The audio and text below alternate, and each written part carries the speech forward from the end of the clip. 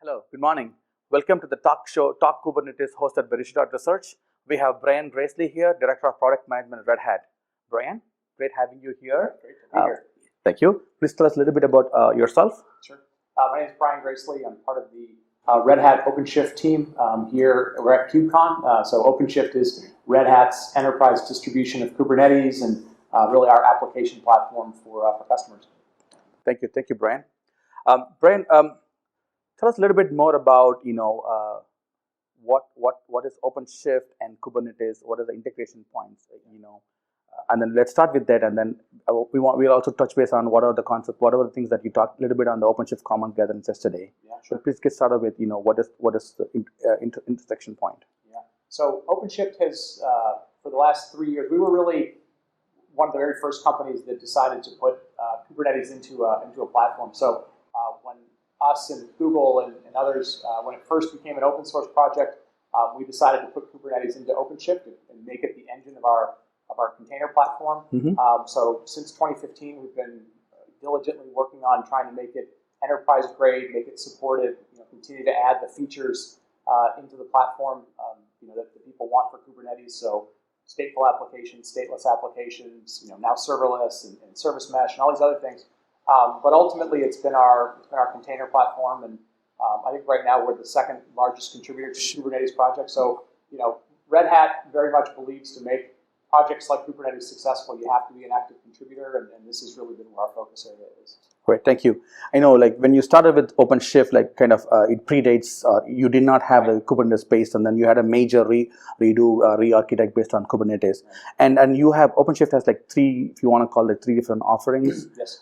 Can you talk a little bit more about yourself? And where I'm going with that is among those 3, where are you seeing more user adoption? Sure. Yeah. So OpenShift, the software itself, again, it's Kubernetes. We bring together a bunch of the other elements: networking, storage, monitoring, logging, kind of all the stuff you need to make it deployable in production. And as you take technology into the marketplace, you realize that customers want to pay different price points. Sure. Some want to manage it, some don't want to manage it. So ultimately, we have 3 offerings of how we deliver the software. OpenShift Container Platform is essentially the software. So anybody who wants to run it themselves, run it anywhere they want.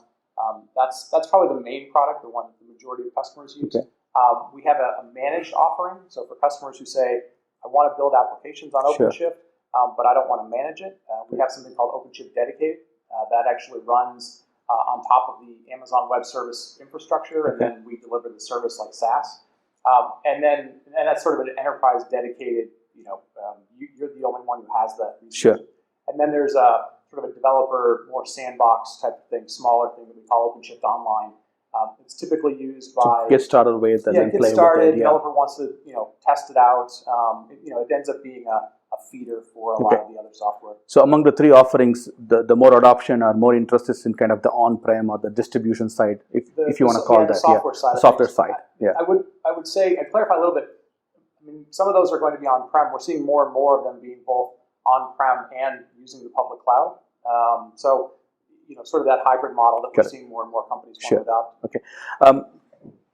You mentioned the hybrid model. That's interesting. You have this dedicated on public cloud, and then you have this on-prem equivalent of do it yourself, or I'll own it myself.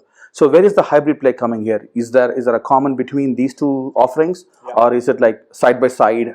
Right. I have on-prem distribution, and then I have the dedicated on Amazon, and that is called hybrid. Yeah. What is your hybrid here? The hybrid thing has sort of evolved over time. So the original sort of part of hybrid was I want consistency in both places, totally. On-prem and off-prem. So that's been there. We've seen a lot of customers do that. And then Red Hat doesn't. We don't necessarily decide, well, we're just going to build some software because it doesn't exist. And we've always tried to work with the Kubernetes community around how to federate things. That's really sort of been the hybrid story. So the pieces that have evolved on that, we've evolved around what we call registry federation. So as your clusters come on board, they register with a registry, if you will. You now have your first sort of visibility of multiple clusters. Where are they, and so forth. The second piece that we're working on that'll be in early parts of 2019 will be much more of a multi-cluster, multi-site management visibility. So you look at it as, I don't want to say one pane of glass, but it's sort of one view of what's going on. And that's sort of the next evolution we're seeing. And then we'll see over time, visibility and management's great. People eventually then say, how do I, can I use both at the same time? Do I move things around? That's sort of an evolving space that we've been working on, but working in the community to make that happen. Can you please talk a little bit more about that multi-cloud or multi-federation across those things? Yeah. I'm curious to know more about, is it like, do you identity federation, or what exactly is being federated across these multiple platforms there? Right. So, like I said, early on, it's software consistency, operational sort of federation. The second piece becomes sort of registry federation, because you're basically saying, like, where's my application? Where's the content for that? We don't in OpenShift directly provide sort of identity federation, but we will plug into external services that will do that. Whom do you plug into right now? We'll plug into, it's pretty open at this point. We'll plug into multiple SSO providers. We can leverage things like Active Directory. We can leverage LDAP. So people have sort of solved that federated identity problem, and we just are plugging into that. Do you also plug into like IAMs, like AWS IAM or Azure? We're beginning to do more and more where right now the native integration with the clouds tends to be kind of at the infrastructure level, so load balancers and storage and those types of things. We are seeing more and more companies that are saying, please go the next step further. Everything from not just I want to run your software, but even little things like I want to run your software, but I want the billing for it to go through AWS, and then you sort those things out. So, people are getting more mature. Their use cases are getting more diverse. That's an interesting point. Like, how do customers deal with that? Like, right now, do they pay a single check to Red Hat, or do they pay for Red Hat for the OpenShift services and then pay infrastructure cost to Amazon? How is that being? So we see a mix of both of those. Depends where they run it, but they would pay Red Hat for the Red Hat software, just like subscription licenses. It's a subscription license, and then typically they're going to pay for AWS resources or Azure resources. What's getting interesting is, so for example, let's take the dedicated offering. Today, in the dedicated offering, people just consume resources from us. They don't necessarily care where it is. We would pay Amazon on the back end, and they pay us to manage the whole thing. We're seeing more and more customers who say, well, we have a certain price discount that's negotiated with AWS. Can we use that? Right. So we're getting into these mixed, not just mixed technology models, but mixed billing and business models. So would you get into the managed services side of things there, or is it more like you would work with Amazon so that they can honor this discounted offerings? So we just announced a thing last week that we are working with Amazon so that customers can basically decide how they want to pay for the bill.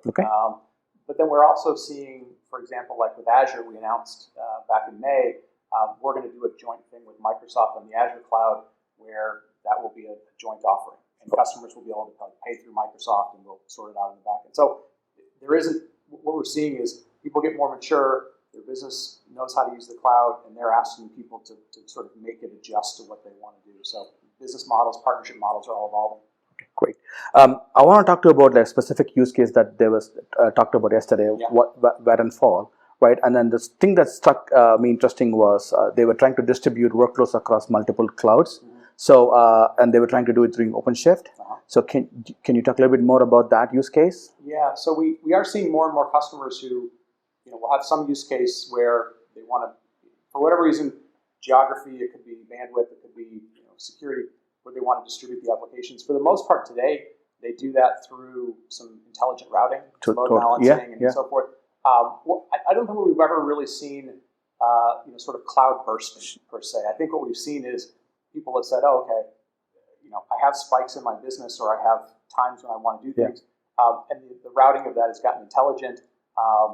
They've learned how to move data and associate data. So it's less about kind of like this dynamic Jenga type of thing. It's really just I can do intelligent routing. So certain things make sense to be in the public cloud because of scale or geography. Others make sense for security. Those are the primarily compute side of things, right? That's relatively easier. What do they do with the data? And how are they moving out data? Yeah, I think what we're seeing is a lot of times the data obviously the data has to be somewhat localized. So in some cases, some part of the data can be localized, leave it in the cloud. They can do inferencing and references and maybe do big data analysis on that. A lot of times the transactional data, things that have to be compliance-based, that data will live on-prem. Okay. And the nice thing is that used to be a problem because you had bandwidth latency. Nowadays with things like AWS Direct Connect and other stuff, it essentially looks like it's on the same network. But is there moving around, or is it more like still like siloed data that we're talking about? Yeah, we don't see, I mean, like we haven't solved the data gravity problem. Okay. People are still replicating data like they used to. I think they're getting more intelligent about where should I start having, I think they're now realizing because it's not all on-prem, they're getting smarter about where do I want to start with the data, because if it starts somewhere, it tends to live there and it tends to grow and sort of, yeah. Okay. Let's shift some gears here. Now, you had CoreOS acquisition, and then you've been working for about, is it 18 months now or 12 months now? Yes, we finished the acquisition in February, so it's been about 9 months. 9 months, okay. Trying to integrate the operator framework into OpenShift platform. Right. And how do you see that is like, how is the, first of all, I would like to know more about the integration. Yes. And then what specific use cases you are solving using operator framework. Right. So there really was, the big thing for us with the CoreOS acquisition was two big things. One, obviously great engineering talent. They're well known in the open source community, well known in the Kubernetes community. And then the second thing was they had this incredible focus on operations automation, right? So we sort of knew from having worked with a lot of companies that companies have a hard time keeping up with the pace of Kubernetes updates every quarter. So that's got to be essentially push button. They want the underlying infrastructure to be immutable and seamless, and they were really good at that. So ultimately what we've done is we've taken the CoreOS technology, we've embedded all of the operational aspects of it in OpenShift. And the way that we do that was there's a new technology that got open sourced in May called the operator framework. Sure. Yeah. And in essence, the operator framework is, in the simplest terms, is it's like if I have an application, what's all the best practices that go with that application? So it's in essence, take the application, take the best practices, take whatever smart things a human would do, embed those in code, helps it make it highly available, helps it make it durable for upgrades and things.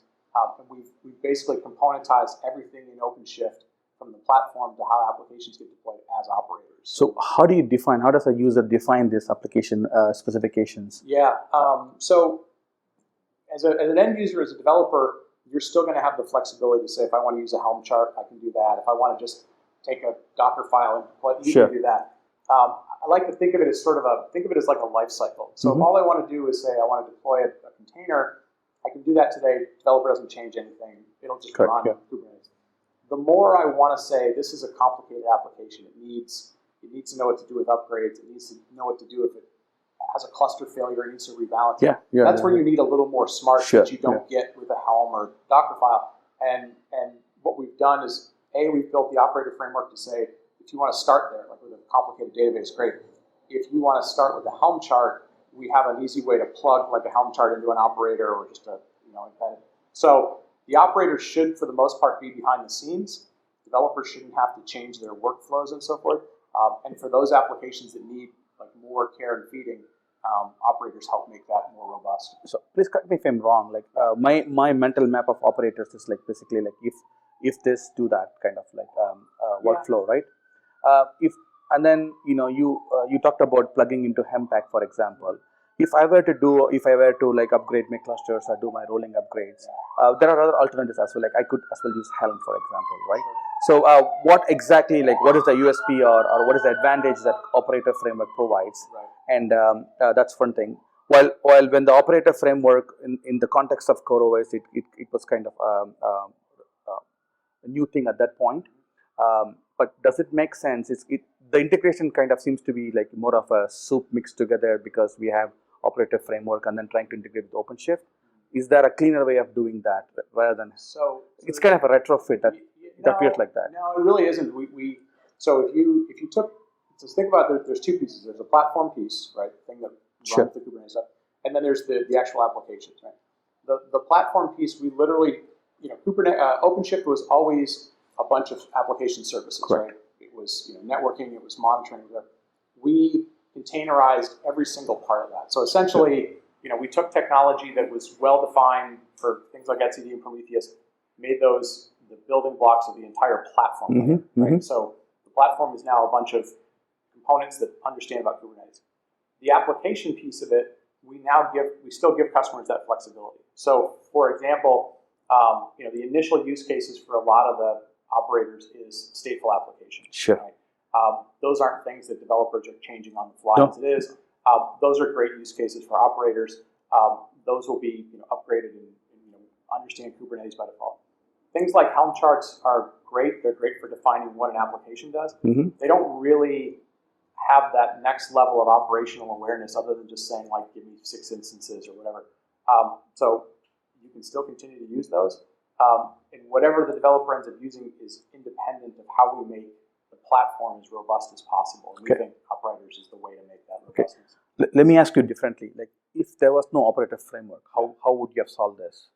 How would you have enabled stateful workloads on, Well, so we've deploying stateful workloads before. In essence, you Sure. fix them with humans. You fix them with humans and scripts, which is No, I was getting towards another alternative. Like, for example, I mean, like Helm, for example, how far can you push that? How far can you take that? Yeah. That's like I'm trying to see an alternative scenario here.